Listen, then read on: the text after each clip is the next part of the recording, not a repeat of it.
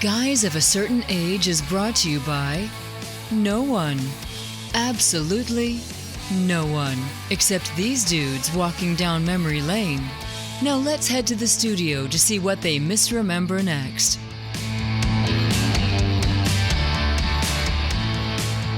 It's the podcast that had to scratch the bottom of the barrel to get an extra host in. It's Guys of a Certain Age.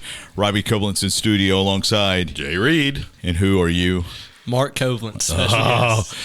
Jay texted me and said, hey, let's get Mark in. I'm like, is there anybody else we can get?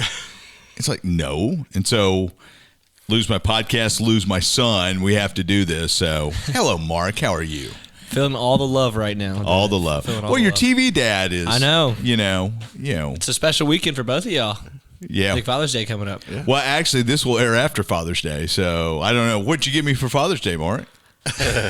My presence here is enough for you. No, I want a refund. I know I had a gift come in the mail yesterday. A box came in. I'm like, I recognize that label, but it was addressed to Jacob at my address, and so I did not open it. Yeah. And I showed it to Melissa, and she's like, do you know what this is? I'm like, no, I don't know. So What is it? I really don't know. But you think it's for you? Well, I guess by now by the time it's from Bespoke Post. So I've seen that ad before. Yeah. But I think there's a lot of things you can get from them. So. Is it like one of those monthly boxes, like man boxes? It might be, but it's a pretty big box. Pretty so cool. It's men I'm box. a big man. Yeah. Wow. I'm 40. I'm a man. Was that Mike Gundy? That was Mike Gundy. Yeah, that was Mike Gundy. I'd like to be 40 again. Wouldn't we all? Mark wants to live to 40. That's he's over halfway there. So over. All right, let's jump into front half of the show, which Mark's going to mock us probably. It's Geeks of the Week. Who wants to go first? Jay, why don't you go first? I guess me. In the spirit of Apple TV Plus, Disney Plus, Paramount Plus, this is Popcorn Bucket Plus. Are you going to do Galacticus? Uh-huh. Yeah, I did that when Art and I recorded yesterday. Did you? Okay. Yes, I did. Okay, well, do the plus part. In memorandum. And? Okay, so I don't know what all you talked about. Herbie? On the Herbie. Okay, no, keep going. Okay. For Fantastic Four. Okay, so I've come up with, the Galactus bucket is incredible. We'll just rehash them a second. Did you talk about how big it was? No, did not. Okay, 17 inches tall, 20 inches wide. Because it's got the handles. I'm showing them a picture here. Is that a popcorn bucket? It's a popcorn bucket for AMC theaters. Yeah. It's actually at all the theaters. Yeah. Well, see, I saw it said it was AMC. AMC, Cinemark, and Regal. They all have that one. Did you see how much it costs? How much was it? Is it $79.99? Yeah, we're not getting that one. Yeah, I'm not. You better get free popcorn refills with it. No doubt. So did you? So in the course of going down this popcorn bucket rabbit hole, this is the plus. Okay. Yeah. So I saw the Galactus, and then did you see the Fantastic Four car? Yeah. Okay, so they got that car. And then Herbie, who is the robot. I didn't see that one. Yeah, so it's going to be a drink accessory holder thing that looks like Herbie the robot. Okay. Yeah. I knew I shouldn't have done this as my geek yesterday. No, that's when we okay. recorded That's all right. This is a J Geek. Plus, I got plus. Okay. So the plus is, in Googling all this, I discovered that you don't necessarily have to go to the theaters to get these, and not just eBay. You can go to the websites. It's Regal, AMC, and Cinemark seem to be the main ones. Cinemark that do the ones that do the main ones. Cinemark. Yeah. And they all have websites with merch, and you can buy this bucket, and it says coming soon. But for if you want to part with $80 plus shipping, you can get one of these popcorn packets, which I'm not going to, but. Maybe that's what's in the Bespoke Post. Maybe. Package there was a little duct tape on the bottom. It might not have been an original box. Yeah. But they have, so did you see the F1 bucket? No, I did not. It's an F1 helmet. Oh. That's his trigger word right there. Yeah. I'll show you. I mean, I wish that we could, if this was only on YouTube, but there's an F1 helmet. Oh, that looks part of it. That looks sweet. It's really cool. He'd pay $100 for that. I would not, but I would guilt you to buy it. I don't know how much that one was, but I knew that would you'd like that one. So then there's, of course, a Lilo and Stitch. It seems to be kind of the thing right now. Yeah, popcorn buckets are in. Yeah. So there is also, we talked about the Fantastic Four car. There is a Red Guardian limo car. Oh, available. nice. You didn't see New Avengers. I haven't seen anything Thunderbolts. since Endgame and Infinity War and all that. Oh, You- gosh. Yeah. Okay. You haven't missed a lot. That's but, true. But That's true. Thunderbolts was really, really I tried good. to watch Shang-Chi, hated it. I tried no. to watch, I tried to watch the WandaVerse and WandaVision. yeah, whatever. loved it. Couldn't get into it, and then the same thing with the new Captain America. I didn't like the fake one. I like Falcon, but I didn't like the original Right. one. Just Okay. 3 episodes in, I stopped. So Okay. So the Thunderbolts had one that and we went to Thunderbolts because our theater has average popcorn buckets. Say popcorn on the side.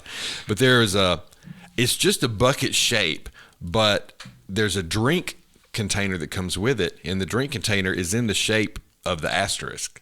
So the bucket has the little edges design on top of an asterisk, and the drink container fits in it. And then you Nice. take it out, fill it full of drink, and then fill the bucket full of popcorn. There's a Darth Vader helmet that came out was it Revenge of the Sith? It was put in theaters. Re-released, yeah. So there's a Darth Vader helmet out there. There is like Mufasa had a bucket that lit up. Lilo and Stitch has kind of a plush thing somehow. But anyway, I had no idea that it was beyond just a few superhero movies, but it's all the movies, all the big movies now. There's a Mission Impossible, 2 or 3 Mission Impossible ones I came across that look cool. So are you going to start ordering these? Oh no. Why not?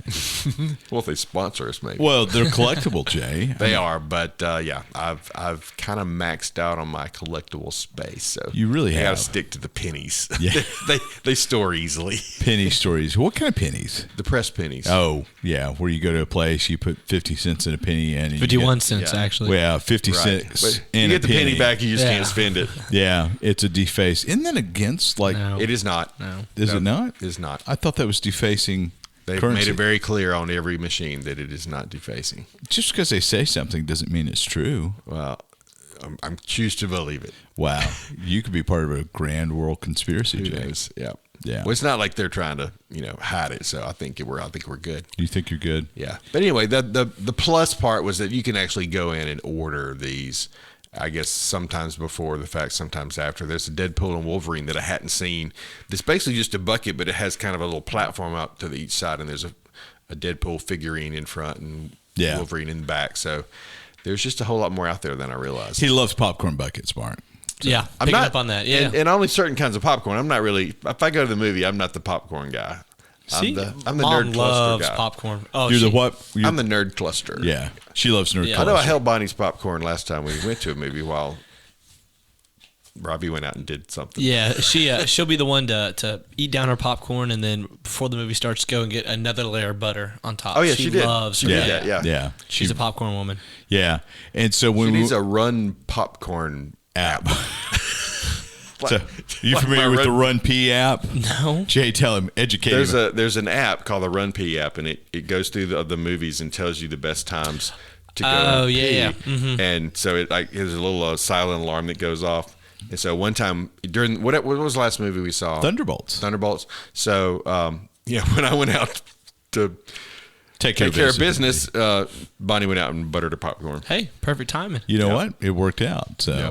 so when we went to AMC down in Mobile to see Mission Impossible 22 or whatever the last one is, they had non-savory popcorn for sale. So Crystal got a caramel popcorn. Yeah. Yeah. So Well, I bought this Tamalitos when we went to Buc-ee's. Remember, I bought popcorn. Oh, yeah, didn't that's right. realize. I think it's called Tamalitos. It's kind of like it's either like watermelon, mango, and pineapple with tahini, not together. Like watermelon, tahini, Popcorn? popcorn. Yeah, it's Ugh. like chili and fruit. It's delicious. Can't get behind. I'd try it, but I don't think I can get behind that. I think know? you might. I think you might. Yeah. his palate is not as wide as you might think. I don't like fruit flavored desserts a whole lot. If I'm going to eat something fruit flavored, I'm going to eat the fruit itself. I got you. It's kind of how I feel. Yeah. Unless it's going to be, if the fruit's worked in there, I'm fine with that. Like strawberry shortcake, if you get actual strawberries on top, I'm fine with that. But just the flavoring, especially in all the preserved artificial stuff, is not for me. Okay. Well, this is like a glazed popcorn, Gotcha. so it's got a good crunch to I'd definitely try it, but interesting. I munch it quick, but next time I'll grab you one. So do they glaze the kernel and you pop the kernel, or is it already popped glazed? I think it's already popped and then glazed. Okay. Yeah. Because you brought back 2 bags full of things from Buc-ee's when we went the last time. I'm sure, because that's the only place I can find it. I did not inspect your Buc-ee's purchase list. Yeah. I mean, that I went in, got me a drink, went to the bathroom, came out, sat in the car for 20 minutes waiting on Jay. That's how it was with And Albert. I was standing inside waiting for him to come in. So Yeah. I have a buddy. He's from Canada, and we took him to Buc-ee's. To my friends, I took him to Buc-ee's about 3 years ago. He'd never been, obviously, and he spent about $120 in Buc-ee's. We stopped to get gas and get some, I got a brisket sandwich or something. I spent $20, food and drink and all that. $120, 30 minutes later, he loved it. He's a Buc-ee's aficionado now. So we should try to get him an NIL deal with Buc-ee's. You can flex your big muscles and try that. He'd be He's an eternally offensive grateful. lineman for state. Okay. Who probably has got a chance at playing at a next level somewhere. He'll get drafted. It just depends where. Yeah, great guy. So Cool. And he didn't talk too funny at all. He's like the biggest Canadian redneck I've ever met. Him and Nate. Yeah, absolutely. So, all right. So my geek is something from Andor season 2. Mark, how far into Andor are you? Episode 6 or 7, they just busted up out the prison, and it's still following that storyline. They're still in the prison, but they just cleared the floors and stuff. So The way they get out of the prison is pretty cool. should I step out of the room for this? No. So in season 2, there is a wedding scene where Mon Mothma's daughter gets married, and there's an event that happens that kind of weighs on Mon Mothma, and then there's a shot of her at the wedding dancing like she's at a rave, and at a point they all yell "Namos!" It's a club piece of music, really cool piece of music, something that you didn't expect the political leader of the rebellion to be dancing with abandon to. Well, it was so popular that Disney has released the Chandrillin club mix of the Niamos tune from Andor season 2, and Nicholas Bertel, who is the music supervisor on Andor, it's on his YouTube page, and it's a cool tune. Let's see if I can pull it up. So you might remember it, Jay. Remember this? Yeah, I remember the scene very well. Yeah. So this is playing as a club tune in Star Wars. In Star Wars? In Andor. Yeah. Wow. It's pretty cool. George Lucas should have never sold. Oh, I think it's great. I think it's absolutely great. So, but this is part of Disney's campaign to try to garner as many Emmy nominations for Andor as possible. They've submitted Andor into every category imaginable. So, and I think it should pick a few things. I mean, season 2 was great. We haven't done our recap episode yet, but we all liked Andor. But listen to that. It's fun.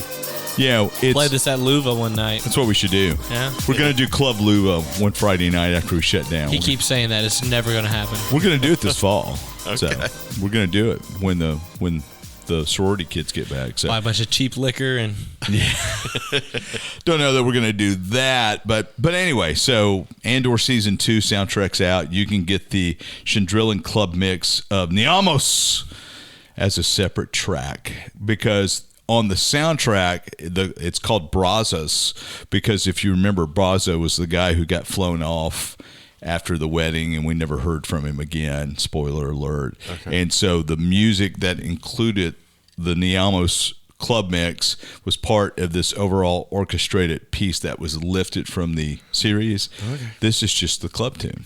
So okay. You got all that? I got it. You sure? Niamos. Yeah. Niamos. You got to dance in a circle with a droid floating in the middle, hovering, and both arms like out. a disco ball. And go, Niamos. just like that. I think you should give us a demonstration on I the just- guys of a certain age YouTube channel soon to be started. Well, there is a YouTube channel, and so what happens is it generates this as a YouTube link, but it has up our typical iconic artwork.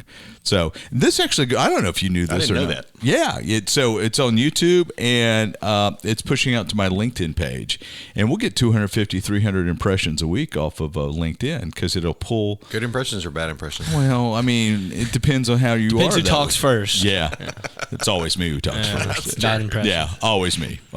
So, all right. Well, that's going to do it for this segment. Mark, you're here for a reason. What's that reason? To talk to us About? about food. All right. Up next.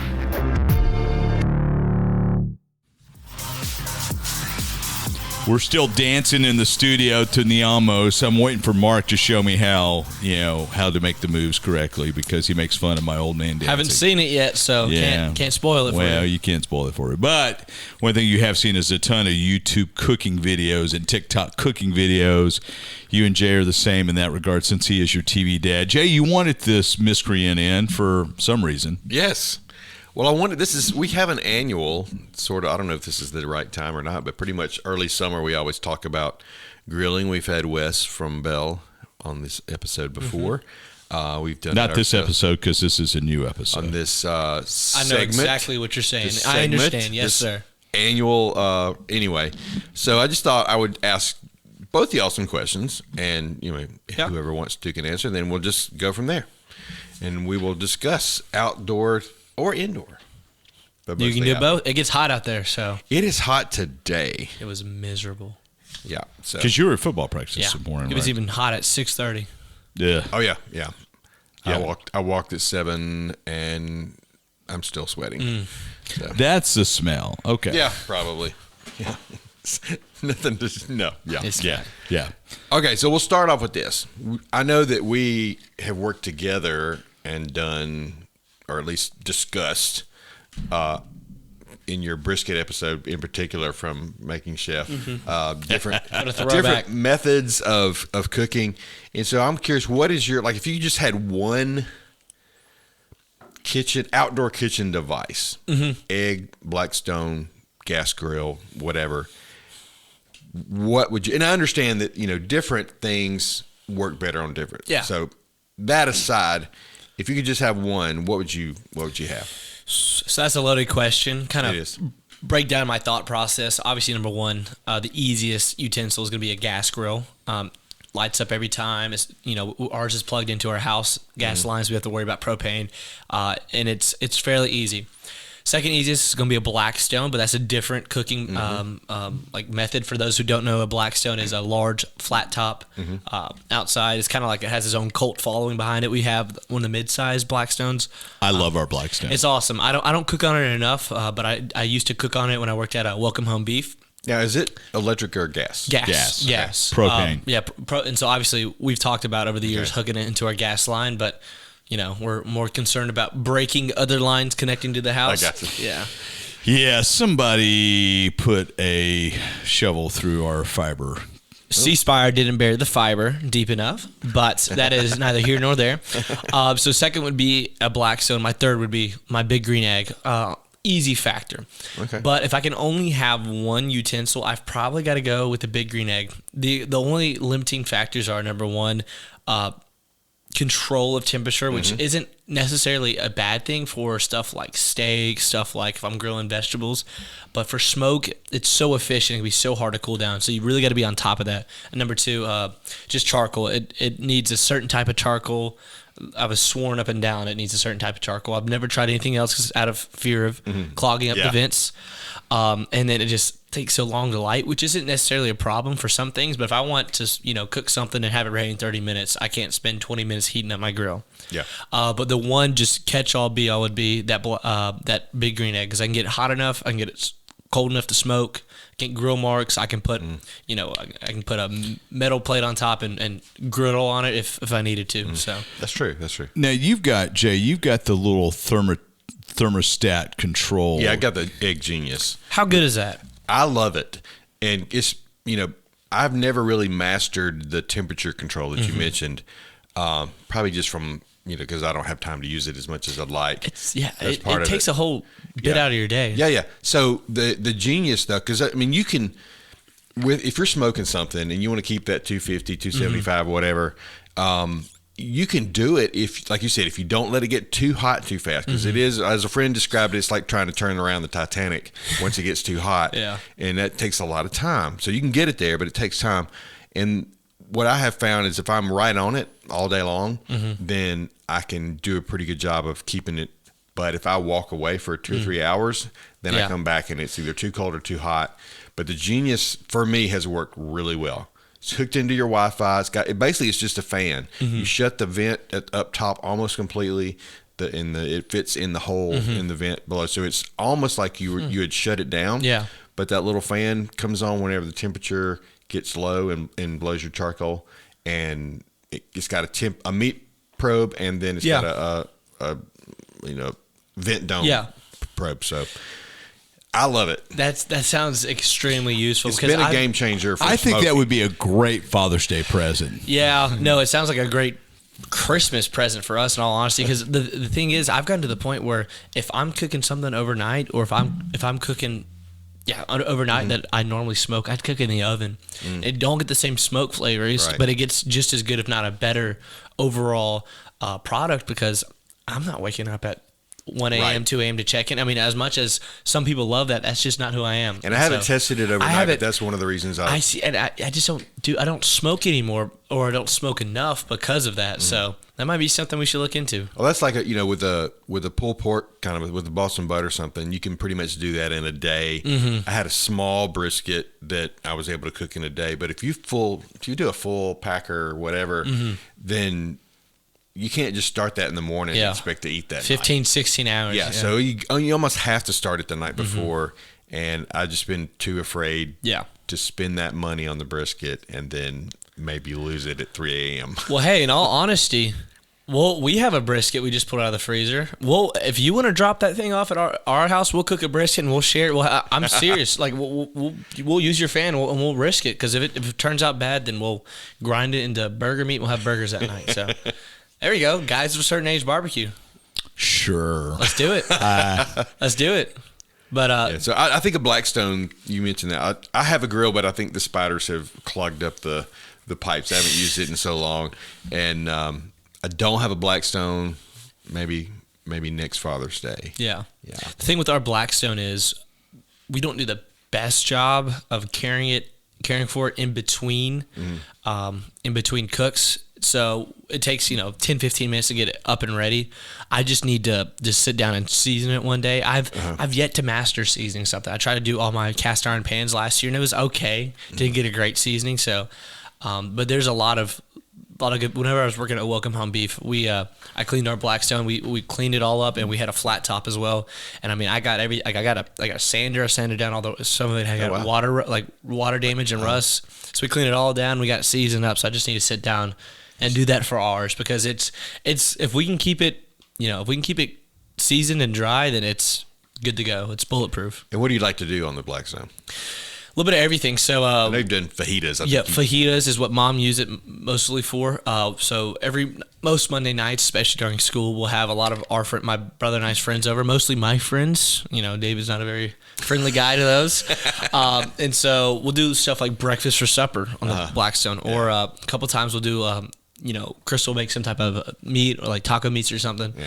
I can see where breakfast would be. Exactly. Perfect. I made some amazing hash browns and bacon. I mean, it got crispy, you got soaking all the bacon fat. So it's useful. Smash burgers, obviously. I used to do it for steaks. Now I've gone back to the grill. I do prefer a seared steak, but the one thing about the Blackstone, I've had this problem ever since we worked on it. You've got to open it up you've got to open up the propane tank, and then make sure your vents are closed. You got to leave it for about a minute and a half and make sure propane fills all those pipes, and then you have to open the actual your knobs, and then you have to light it, because otherwise I feel like it just gets underpowered. If you don't have a full tank, or if you don't let it fill all the pipes, it's always fighting air, and so it doesn't get hot enough sometimes. And our grill has the issue of getting too hot. The grill, it'll flare up everywhere, which is frustrating over time, but it gets good good sear mark for first 30 Right. seconds. So that's kind of why I transitioned back to using that. But once we get the Blackstone operational, I'd love to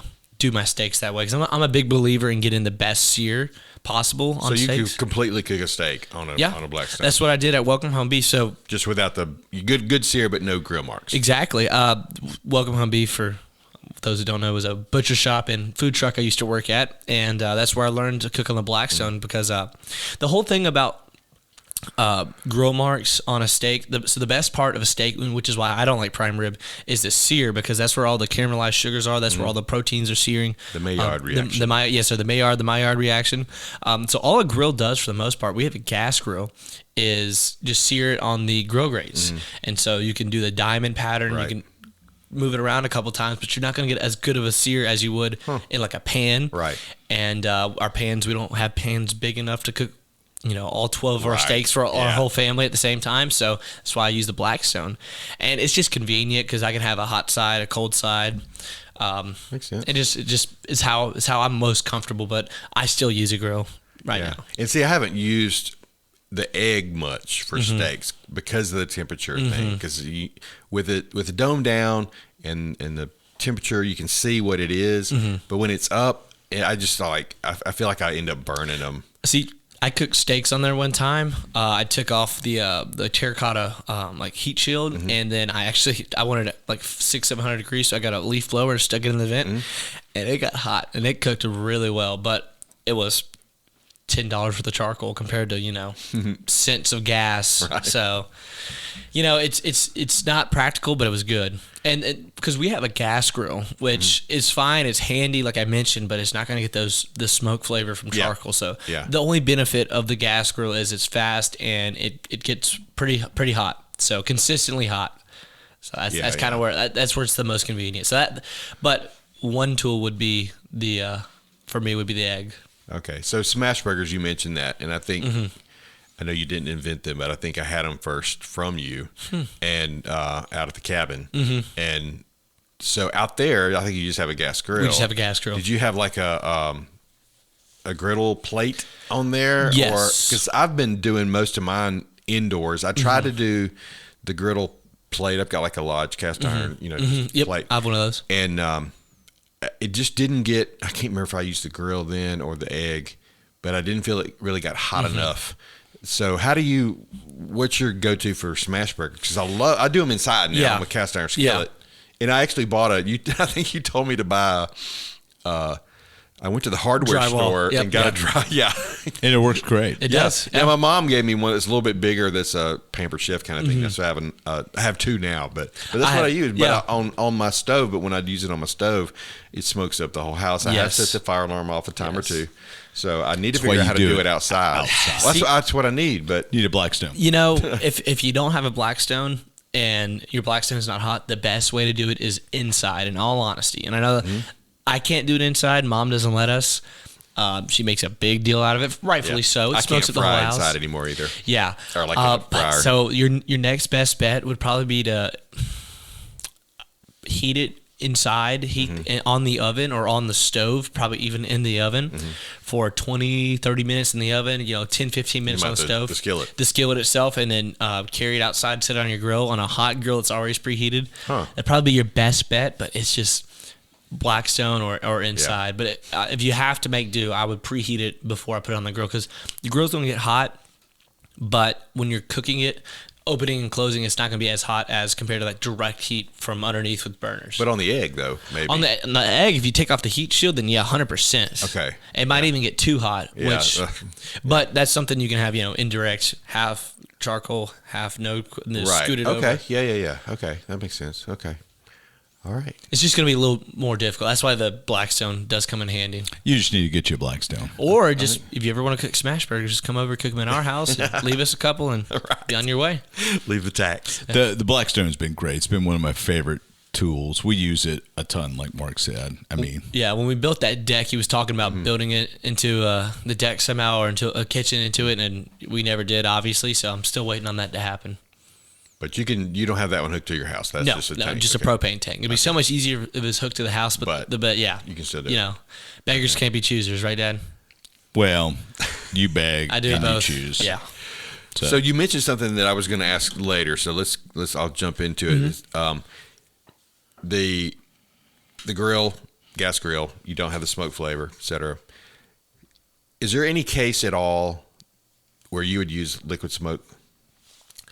What's your opinion on liquid smoke? So back when I was huge into sous vide, and I'd love to get back into it because it is a very convenient way to cook. That's actually what I do now for steaks. Yeah. I sous vide it and then I'd sear it, reverse sear, and I'm done. It's so convenient. Anyway, one time we were going up to Indiana, and I sous vide a brisket, and we were going to finish it off in the oven. So I put a little bit of liquid smoke in there, and ever since in the sous vide? In the sous vide, like inside the bag, and it didn't do it for me. I've never been a big fan of liquid smoke. I watched the episode of Good Eats one time, and I was 12, and so the words went over my head. But he talked about all the carcinogenic effects that could be linked to liquid smoke in excess. I don't like the taste a whole lot in excess. Obviously, maybe you drink too much Diet Coke. Yeah, same thing. So Mom, we have a thing of liquid smoke. Mom will use it in her beans.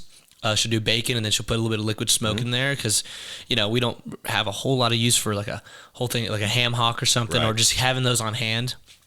But I don't use liquid smoke a whole lot. Maybe if I was doing, if I was doing like a red wine sauce, and I want to throw a little bit in there to get a little bit of that smoke flavor, or a mushroom. Actually, put in a little bit of mushrooms might not be bad. I don't know. It's just not something I incorporate in my food a lot. So I'm going to backtrack a little bit. When he was doing sous vide stuff, Mark was obsessed with Chef Steps. Do you remember Chef Steps, Jay? I think so.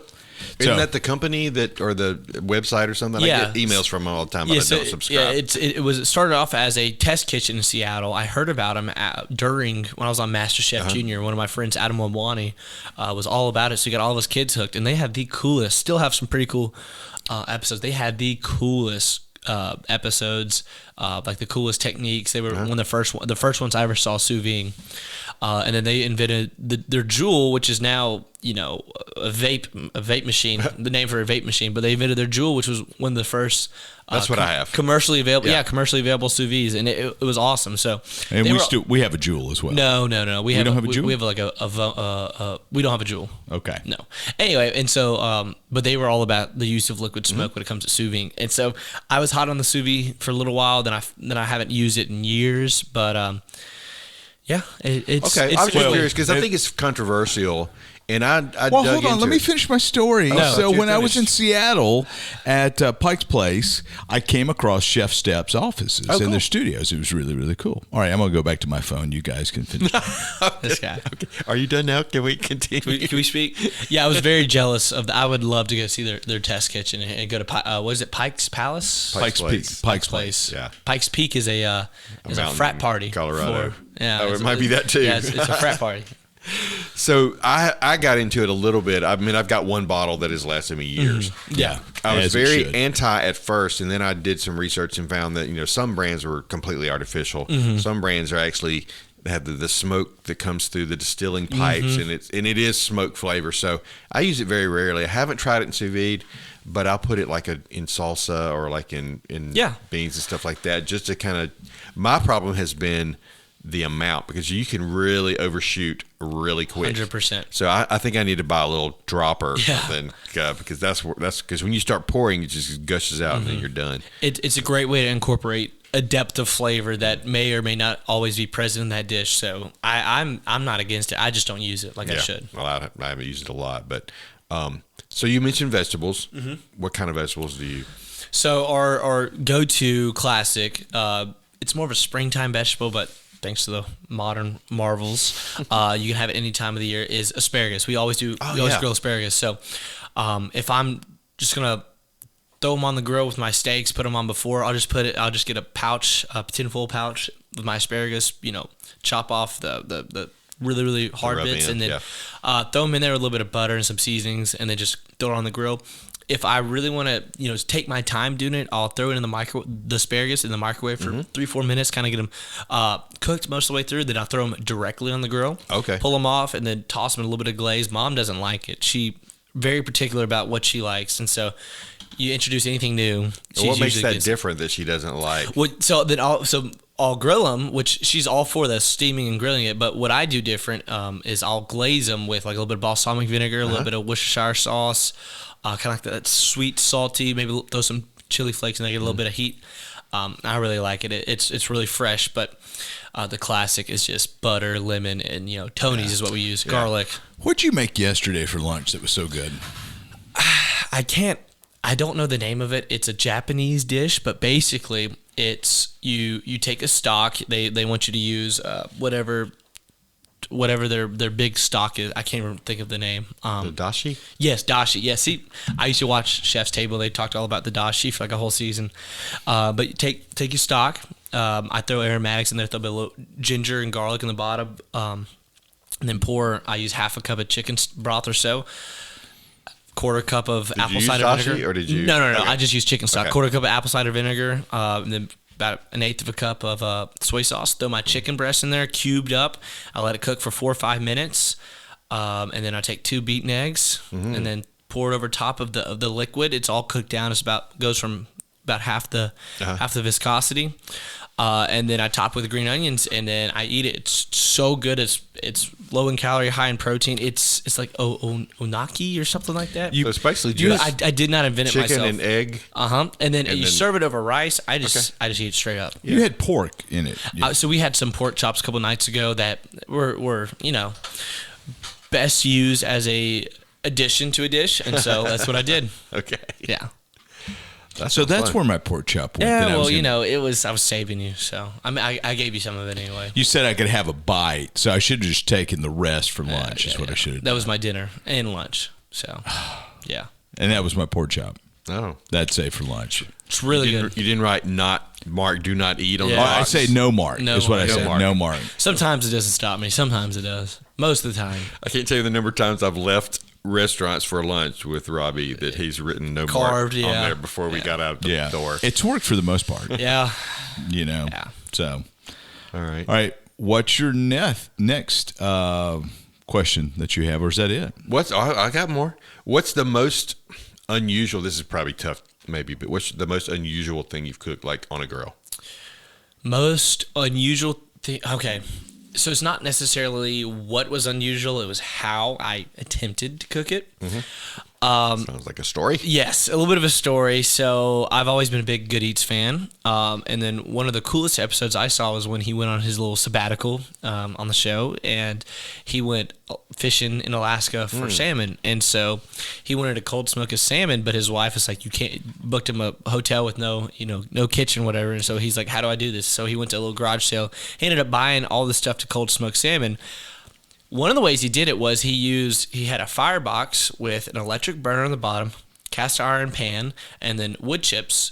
And he obviously put the wood chips in the pan and put the burner down, lit it, and then lit the wood chips on fire with the burner in a cardboard box, and then funneled it through to cold smoke the salmon, which for those familiar, cold smoking is less than like 180 degrees. It's just hot enough to kill the bacteria that could live on the surface, but low enough where it's not going to actually cook the salmon. It's preserving it.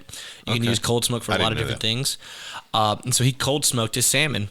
And so I was like, you know what? Cardboard box, as a firebox, that'll work. So let me do that, except I didn't cold smoke it. So I took me a pan of coals. I was home alone. Mom and Dad were coming back from Memphis. I took me a pan of coals, a cardboard box, and I stuck it on the ground. I cut out a hole in the cardboard. The cardboard box is probably 1.5 feet. This is the beginning of the brisket episode. Beginning the brisket episode on Making a Chef. I remember that. And then I stuck it in there, and I stuck my smoker on top, and then I smoked it, and then I left, and I came back 45 minutes later, and there was a fire.